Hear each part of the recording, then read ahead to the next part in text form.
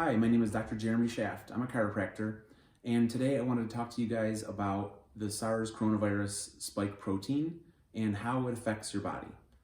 So why is that important, and what this presentation is really on is how it affects your body from the vaccine. So right now, millions of people all over the world are being injected with these vaccines, and the way the vaccines work, they're not like a traditional vaccine where there's a little piece of the virus in there that they put in there. What these do is, if they're the mRNA vaccines, they have mRNA, which transfers information into your cell to then make the spike protein in your cell and present it on the cell membrane, so on the outside of the cell. If you have one of the DNA vaccines, which are Johnson & Johnson or AstraZeneca, those send a DNA signal into your cell nucleus and then tell your body to create the spike protein on the cell membrane surface. So essentially they're the same outcome. Obviously a little bit of a different mechanism, but today we're going to be focusing on just the spike itself and how it can affect you. So let's go ahead and get started right away with the slides. Just to let you know how these go, everything is a direct quote from the article that we presented, unless it's writing in purple, and in that case that's my comments. You'll notice that always underlined in red is either going to be the spike protein or its subunits. So you'll see S1 or S2, or also pseudovirions or viral proteins. So all of those are essentially interchangeable here, and you'll see as we go along. So let's go ahead and get started. So back in 2005, so 16 years ago, after the SARS-1 epidemic came out, some researchers, Kuba and Associates, they decided to inject the spike protein directly into mice and see what happens. So what they found was they injected it and it interacted with the ACE2 membrane receptor. So whether you get the virus naturally from the actual virus, or you are injected with the spike protein, both the spike proteins will interact with the ACE2, so and basically coming out with the same outcome, which is what we're going to be talking about here. Here's what the results were. Injecting the SARS-CoV spike protein, this was from SARS-1 by the way, can directly affect the development of severe acute lung failure through ACE2. So one thing to stop and talk about here real quick. So SARS-CoV and SARS-CoV-2, those are the viruses. COVID or COVID-19, that's the disease processes. There's a bunch of different things they found, and they say, okay, this is the disease COVID-19 that we believe to be caused by SARS-CoV-2. Okay, so virus versus the disease. And so in this case, what they found was severe acute lung failure, which is a major portion of COVID. In fact, SARS is severe acute respiratory syndrome. You'll also see in here ARDS, which is acute respiratory distress syndrome. Again, essentially the same thing. Okay, so in 2010, another group of researchers took the spike, and this was a in vitro, so this is in a lab study. And what they did was they looked to see how it interacted with inflammatory cytokines. And so what they found was that it upregulated CCL2, which it creates fibrosis and asthma and acute respiratory distress syndrome, right? So ARDS, very similar to SARS or COVID, one of the main factors in it. And as a side note here, I just said CCL2 upregulation leads to Th2 cell polarization. ADE, which we're going to get to in a little bit, is increased by Th2 phenotype as seen with aluminum adjuvants. Okay, so I know it's a lot there. I'm not trying to get too far off track here, but one of the things we're going to touch on here is antibody-dependent enhancement, ADE, or pathogenic priming. And just, again, shown back in 2010 that the spike does lead your body towards a Th2 type of an output, which leads towards ADE, which again is not good. All right, in 2008, we had another group, and what they did was they looked to see how the spike by itself interacted again in cell culture. And what they were looking for was to see was the spike taken up into the cell or endocytosed? And so what they found, RBD spike protein alone could be internalized into SARS-CoV susceptible cells together with ACE2. And what they say about this, our discoveries may have some implications for the development of a SARS vaccine. Why are they saying that? Because if you inject the spike directly into the body, this study here is showing that it can be taken up into the cells in the same way that the live virus can. And that could be a problem, and that's what they were warning about here. Okay, so just to give you an idea that this isn't some random and completely new thing, that these viral proteins can actually cause problems outside of the infectious virus, because there are some people that believe that that's not possible. Here we go. They were reviewing how the cardiovascular issues with COVID are, and there's some researchers that look at COVID and dengue fever, and they think it's a very similar outcome. And so they're just talking about this here. And here's what they say: high levels of dengue virus, non-structural protein 1, so that's NS1. So that would be very similar to like the spike protein from SARS, right? It's correlated with disease severity and the development of dengue hemorrhagic fever. So the protein alone is associated with the disease, right? It doesn't need the live virus. And they said in vivo and in vitro studies, so in the lab and live studies, show that NS1 alone, again, without the rest of the viral components, and that's not my wording there, it's not in purple, that's theirs, can increase endothelial barrier permeability and cause vascular leakage. This is very important because endothelial permeability and function is a large portion of what we're talking about here, and the mechanism by which the spike protein causes the damage in your body. So moving on to endothelial injury. So this is just reviewing about the endothelial injury in COVID-19. So what they say, on the other hand, the spilling of viral particles, antigenic proteins, and debris from injured infected cells could represent a risk factor for thrombosis. So blood clotting, right? Not good. For example, it's known that free RNA released after cell injury into the bloodstream can initiate thrombosis. In patients with COVID-19, viral proteins and RNA, as well as cellular debris after cytolytic destruction of the endothelial cells, can present a significant risk for coagulopathy and stroke. So right now, in Europe, the European Medical Advisory Board, or something along that lines, the head of that came out and said that, in fact, the AstraZeneca vaccine is linked with coagulopathy and stroke in the lungs and in the brain, which is exactly what we're talking about here.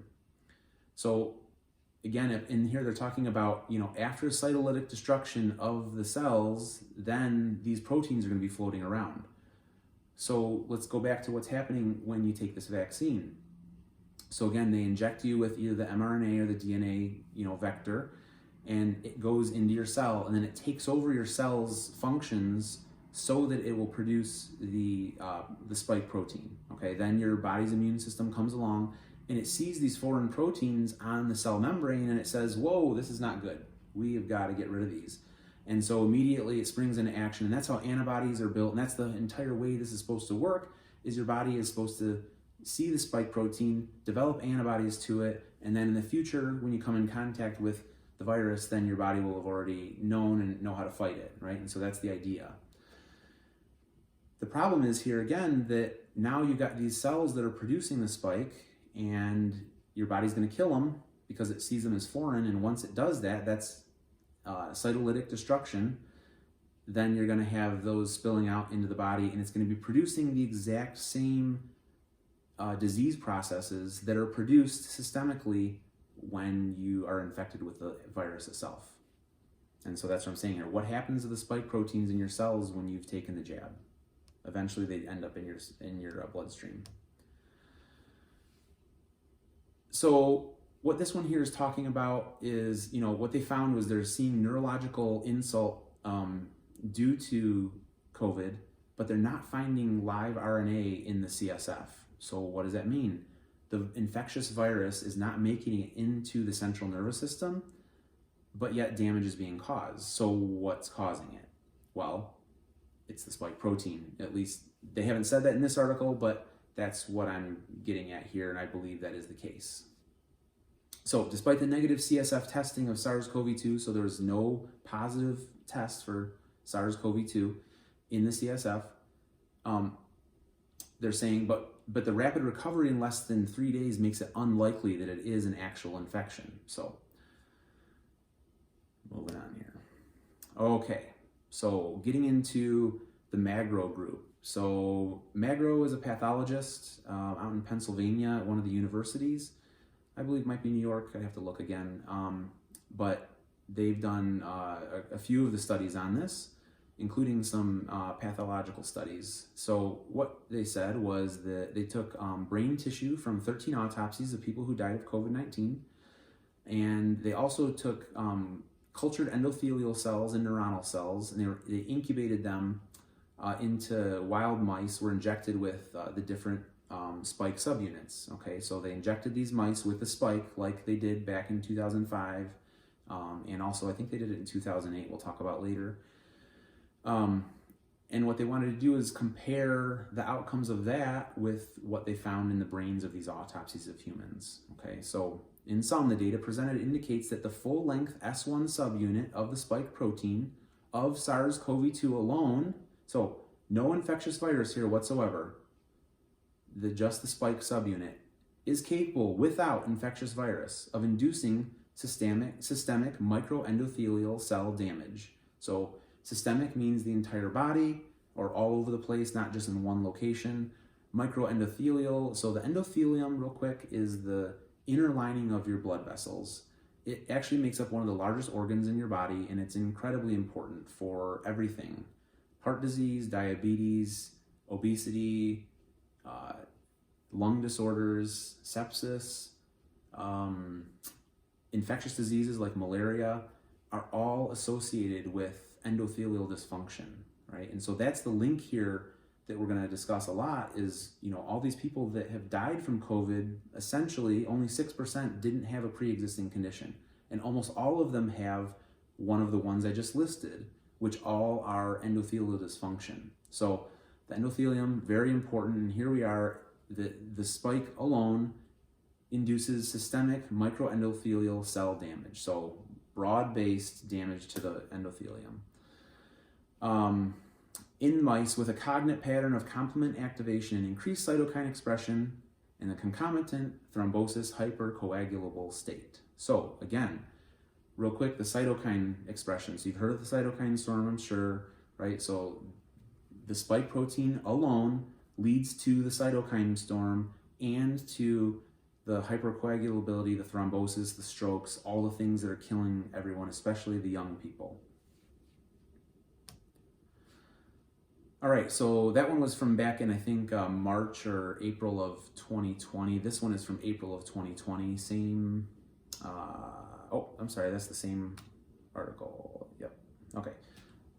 Let me get back. So same article here. So just continuing on, the disease pattern of the mice injected with S1 strongly parallels the extrapulmonary manifestations of severe human COVID-19. And this suggests that severe human COVID-19 may not represent systemic infectious virus. So right there's the thesis of this entire presentation, is that severe human COVID-19 may not be caused by the infectious virus. Yes, in the lungs, the infection replicates and it causes damage there. But what causes severe COVID-19 are the systemic effects that aren't caused by live virus, according to these studies, and in fact are caused by the spike protein, which now we are going to be injecting hundreds of millions, billions of people with. So thus the prevention of CNS disease, so common in severe COVID-19, may require neutralization or removal of circulating pseudovirions. What are circulating pseudovirions? The spike protein. Who has circulating pseudovirions? Those who have been infected by the coronavirus and it's gone systemic, and those who have been injected with one of the new coronavirus vaccines. And again, what happens when your body is programmed to produce that protein? Okay. There we go. All right, that one was April. This one is December of 2020 from Magro Group. And this one, what they did was they looked at deltoid skin biopsies of 23 patients with coronavirus, mostly severely ill. And they're looking for vascular complement deposition. So in that last slide, we saw that the spike protein led to complement activation, which leads to the cytokine storm in the hypercoagulability state that causes the thrombosis, the strokes, all that, okay? So here we are, the vascular complement deposition, and correlate this with severe acute respiratory syndrome. And where is the viral RNA and protein localized? So what they want to see is, are the disease processes matching with live virus or with the spike protein or other proteins? Okay, this is a detailed analysis of SARS-CoV-2 viral protein, and they're looking at complement deposition in skin from patients with severe and fatal COVID-19. So again, severe COVID-19. In each of these severe cases, they had thrombotic retiform purpura and normal appearing skin. The viral protein, so again the spike, was detected in microvessels and mostly in the subcutaneous fat. There was no evidence of viral replication in any of the skin samples, right? So they did all of these samples here, and not one had viral replication, but all of them had severe COVID-19 and damage, including the retiform purpura, which is COVID toes or COVID fingers, okay? Which we're gonna look at right now. That's what it looks like. There's far worse ones out there. Pictures, you can check it out yourself, but it looks no fun there. So all of that is caused by the spike protein, at least according to the studies that Magro have done.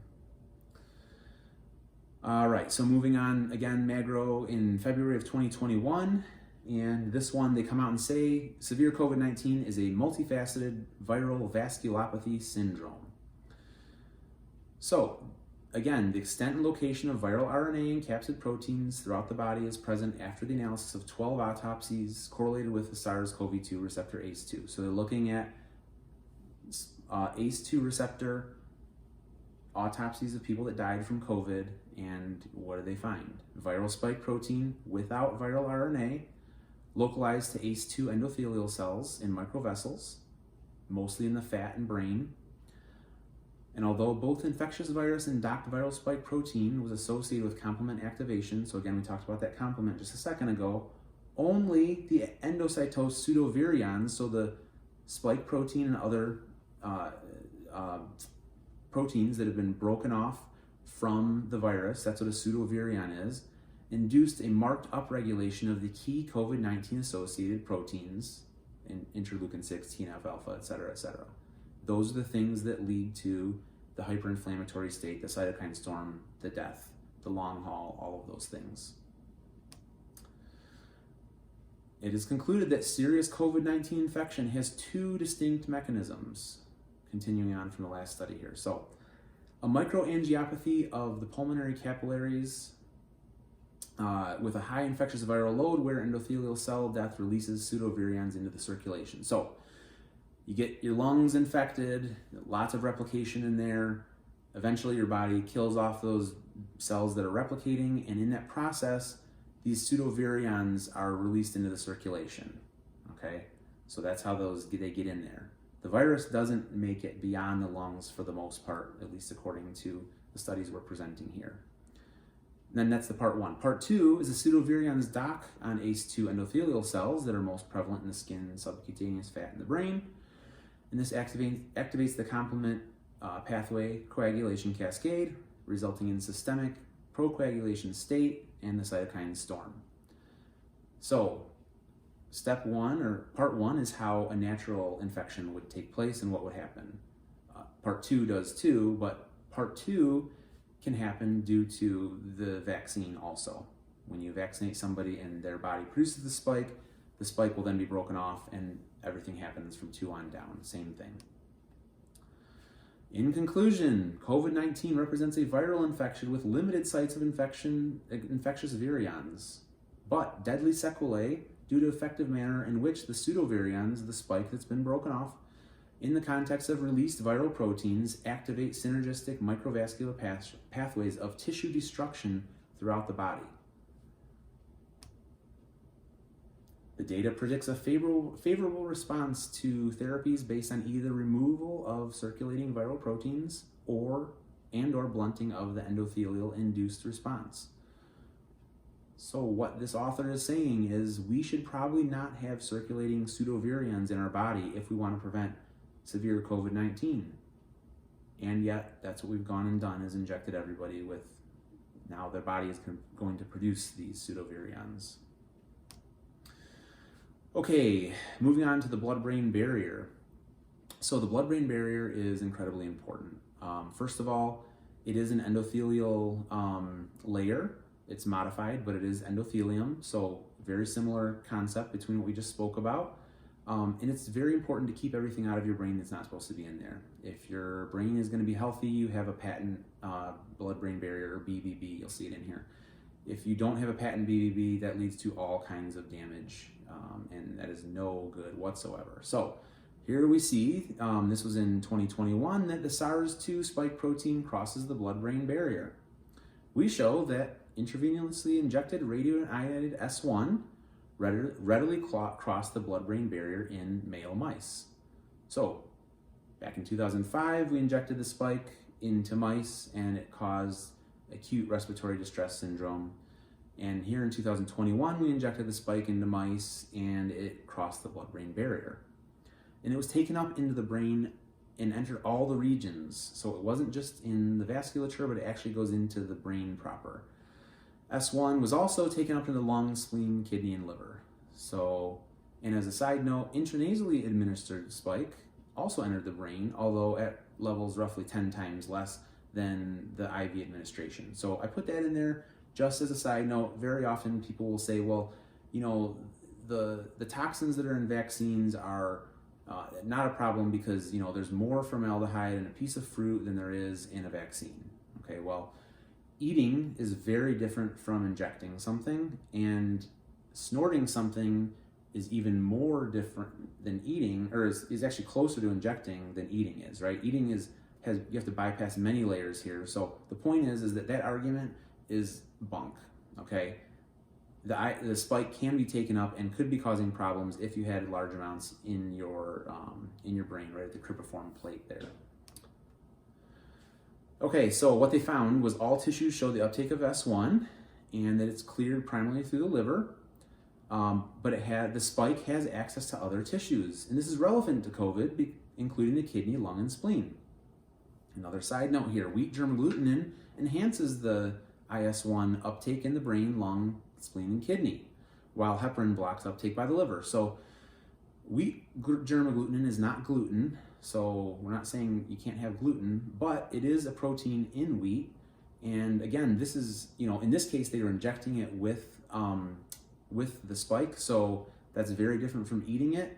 But, you know, and again, I don't know, I just threw this out here, but in general, something to think about, wheat germ agglutinin in high amounts may cause leakiness of your blood-brain barrier, which may be something to take into account.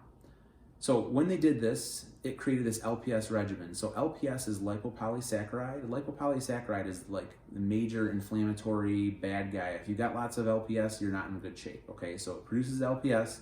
This regimen can then disrupt the BBB, increasing its permeability to viruses and viral proteins. So if you get this spike, whether, you know, through the virus or through the injection, and it can then cause this LPS regimen, which could disrupt the blood-brain barrier, making you more prone to other things getting across the blood-brain barrier, like other viruses. So this could potentially make you prone to other infections in your brain. It's not good. It also increased the cytokine storm. Again, so it was uptaken by all regions. Such widespread entry into the brain of S1 could explain the diverse effects of S1 and or SARS-CoV-2, such as encephalitis, respiratory difficulties, and anosmia. So when you lose your smell, you're having trouble breathing, it may not be lung problems that are there with the trouble breathing at least, but very often it's because the spike has actually entered your brain. Interestingly, it says that for transport across the BBB, viral binding proteins often behave similarly to the virus itself. Additionally, many, if not most, viral proteins themselves can be biologically highly active. Example would be the GP120 from HIV. Also, coronavirus spike proteins are often cleaved from the virus by host cell proteases. So, this stuff happens. The spike is going to get cleaved and it's going to enter into your cells.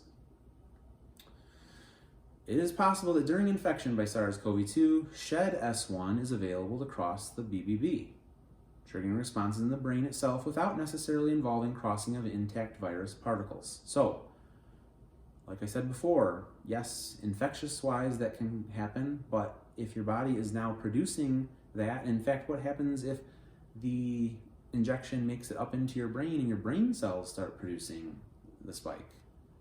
Either way, the spike is going to get into the brain and can cause these damaging effects.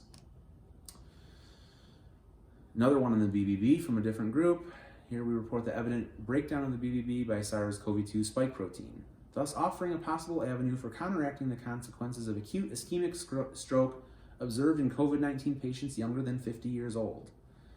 The thing that is killing people under 50. Basically, for the most part, people under the age of 50 have zero chance of dying from COVID. Very, very low chances. Compared to any other disease out there, it's pretty much nil. But they are finding stroke in a lot of the younger patients, and especially as we get further on. And again, we're also finding it in the vaccinated population, which leads me to believe that we're seeing this is what's actually taking place.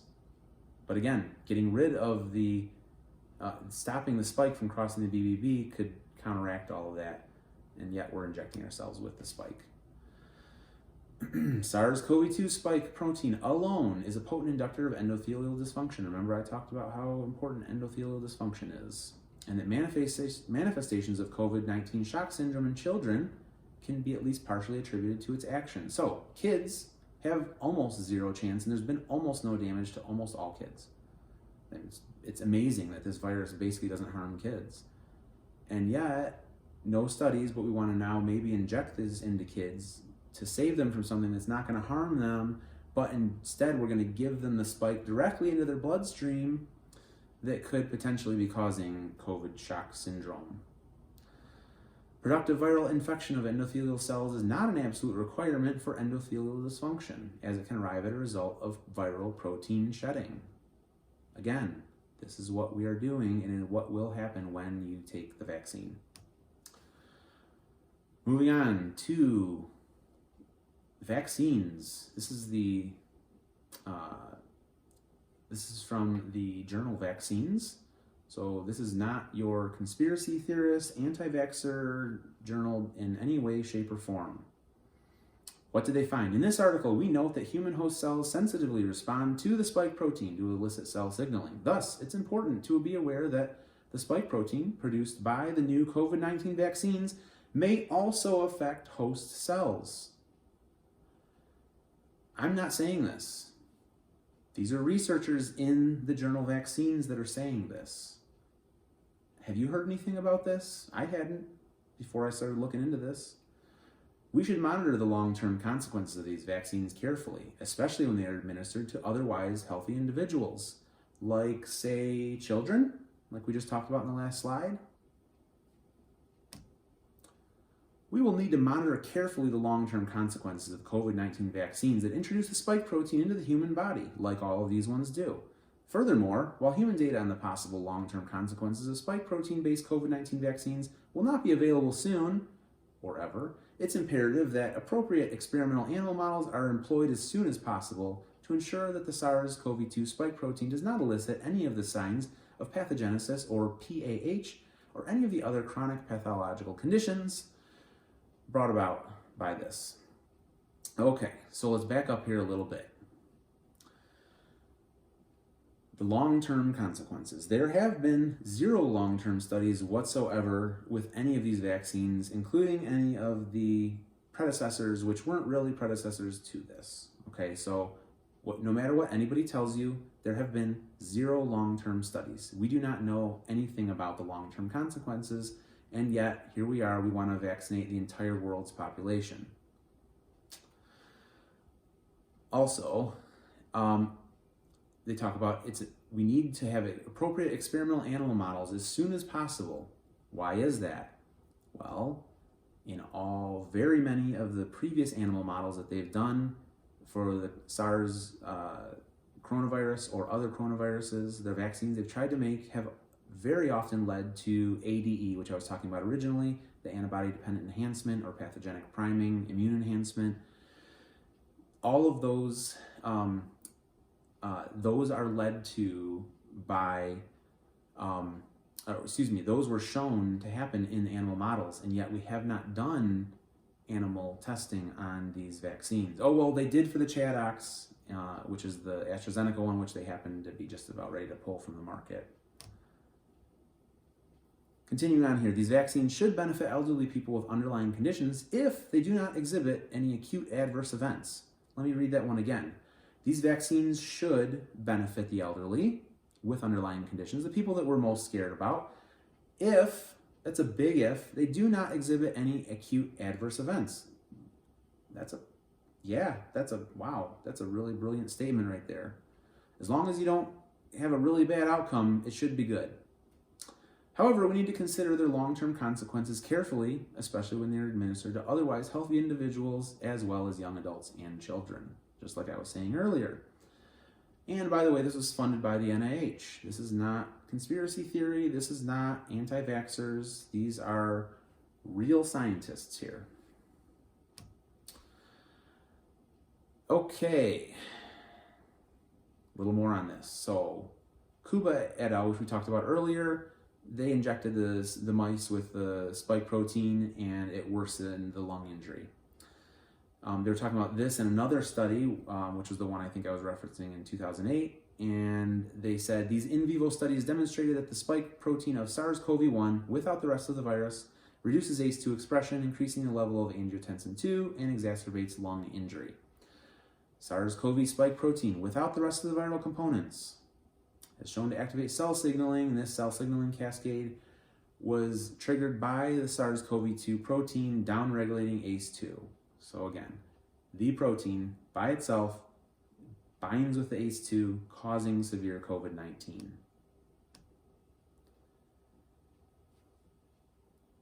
These experiments using transient transfection may reflect the intracellular effects of the spike protein that could be triggered by RNA and viral vector-based vaccines. Those are what we have right now. Moderna and Pfizer, those are RNA, and viral vector, those are Johnson & Johnson and AstraZeneca. Okay, so we went through a lot of the stuff about, the damage that can potentially cause. The main reason that I did this presentation was to give people some answers on potentially how to prevent the negative effects from these vaccines. Most of you are going to get it. I can't stop you. Hopefully, some people will see this and, maybe think twice and look into it a little bit more. Talk to your doctor, see if they've heard anything about this. This is only like 35 slides. I've got a 80 slide, just deep, meaty program that's for professionals that's available also. It's just on PDF. But anyway, so we just wanted to talk about how we can fix this. So endothelial dysfunction is the root problem here that we have to deal with. And so how do we do that? Well, let's just look at endothelial dysfunction a little bit. So when the endothelial cells are activated, that's when it's bad, when there's a problem going on, they secrete chemoattractants, chemokines, and adhesion molecules. Okay, so these lead to blood vessel permeability. In resting endothelial cells, the synthesis of these molecules can be suppressed by NO. NO is nitric oxide. Very, very important. That's what we're really getting at here. So basically what they're saying is when you don't have nitric oxide, you get platelet aggregation, everything starts sticking together, you get coagulation, thrombosis, and stroke. Okay, so the nitric oxide, and this is outside of COVID-19. I mean, this is how endothelial dysfunction causes problems in just obese people in general. They have higher risk of stroke because of endothelial dysfunction. So NO exerts direct effects on leukocytes, preventing their activation, and then so basically the whole point of this slide, just to move on, is it's just saying that if you don't have enough NO, nitric oxide, that represents endothelial dysfunction. So endothelial dysfunction is the thing that is the connection between severe COVID-19 and the pre-existing conditions like obesity, heart disease, stroke, diabetes, etc., etc. Okay, nitric oxide bioavailability is the main indicator of whether your endothelium is healthy or not. So this was about SARS-1. They were looking at how nitric oxide inhibits the replication of SARS-1. So most interestingly, our data suggests that the effect of NO or its derivatives on the replication of cycle of SARS-CoV is twofold. First, nitric oxide or its derivative cause a reduction in blah, blah, blah, the S protein in the inhibition of membrane fusion mediated by the interaction of S protein and ACE2 receptor. So we've just spent the last however long, 20, 30 minutes talking about the spike protein and the ACE2 receptor.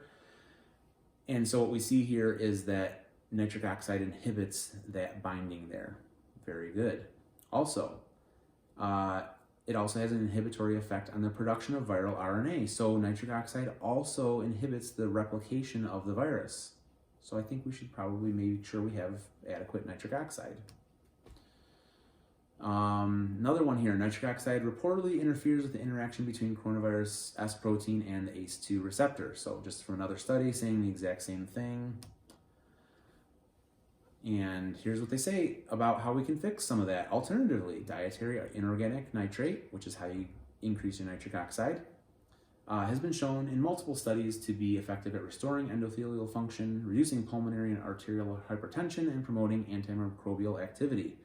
So it does all the things we want it to do. We definitely need to be taking our nitrate-rich veggies. What are our nitrate-rich veggies?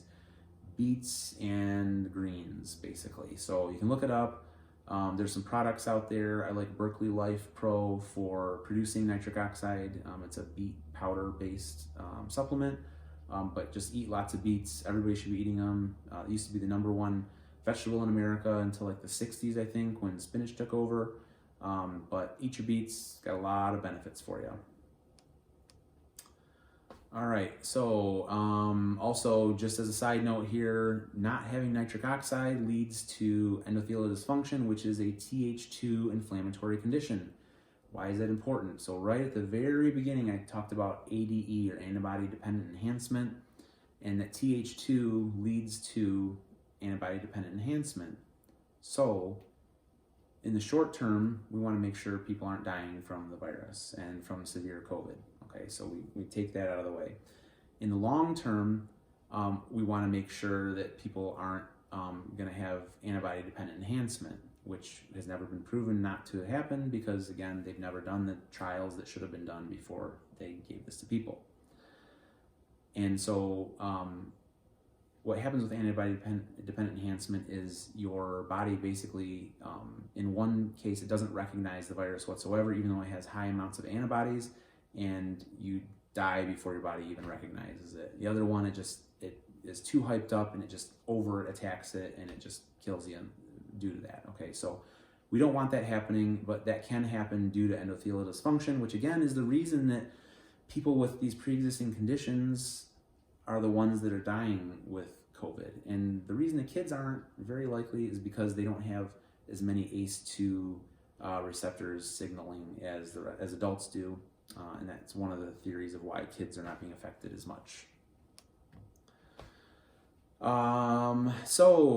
This is a very interesting one here. Nitric oxide may also help reduce respiratory tract infection by inactivating viruses and inhibiting the replication in epithelial cells. So, you produce nitric oxide when you breathe through your nose.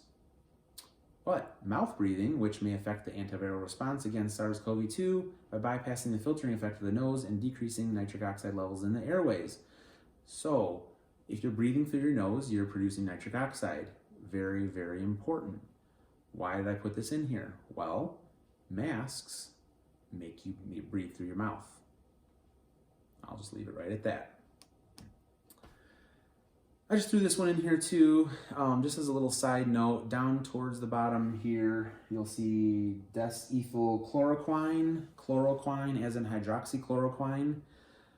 There is evidence to show that HCQ is beneficial in preventing and treating COVID and other respiratory viral infections. So, and just as a side note, there's something called shafticide on there, which I just think is cool because my last name is Shaft. But just put that out there for people. There are known molecules that can help to inhibit the binding of S2 of spike with ACE2 or of the inflammatory cascade that goes along with it. Beneficial antioxidant drugs. They're looking at this one, and they found NAC is a reactive oxygen species inhibitor. NAC is N-acetylcysteine. Very important, something I've been recommending since back when this first whole thing started because it's known antiviral effects and anti-inflammatory effects. It's the precursor to glutathione, which is your main antioxidant of the body. Very important. Also, both of these can be very beneficial for people that have long haul issues because you need to basically help your liver get everything back in order following all that insult. As a couple slides back, it talks about everything being cleared in the liver, so the liver takes a big hit, which is part of the reason that you have all these issues with coagulation and stroke, also because the liver is largely responsible in that. So anyways, we need nitric oxide, N-acetylcysteine helps with that, and also nitric oxide helps reduce oxidative stress, which reduces endothelial dysfunction. So that is the very end here. So again, for those of you, many of you, this is going to be new. This was really geared towards the layman. I've already gone way longer than I planned. This is not my words, okay? I have 80 others. I have slides. I have a presentation with 80 different slides in it from many different sources, all saying the exact same thing, that we need to be careful with the spike and injecting it into people because of these previous studies. So I just, I urge you to think carefully about this, and that professionals out there would know that at least looking at, you're going to have a large amount of patients that are taking this, and that we should be doing everything we can to support their body in this. And so supporting endothelial function, which, again, is what we've been saying since the beginning, is if you could get healthy, which is, you will also get rid of the diabetes, the heart disease, obesity, all those things by, changing your lifestyle will restore normal endothelial function, which will then prevent you from being susceptible to COVID-19 and also susceptible to the damage that can be caused potentially by the COVID vaccines. So again, thank you for your time. I'm Dr. Jeremiah Shaft. If you have any questions, my email is jershaft@yahoo.com. I'll be happy to answer those for you, and have a great day.